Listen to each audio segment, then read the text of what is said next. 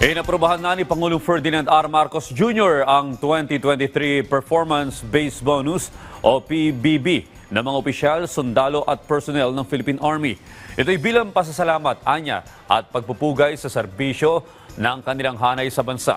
Inaasahan na higit 100 qualified officials at employees ng AFP ang makatatanggap ng bonus. Katumbas ng 45.5% ng kanilang buwan ng sahod noong 2023. Kailangan makakuha ng very satisfactory rating ang mga opisyal at empleyado ng AFP sa Strategic Performance and Management System para makatanggap ng performance-based bonus.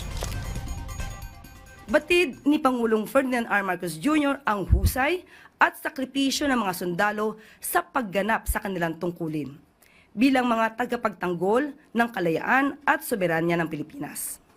Kaya't nararapat lang na masuklian ang kagitingan ng ating mga kasundaluhan. Mabuhay po kayo.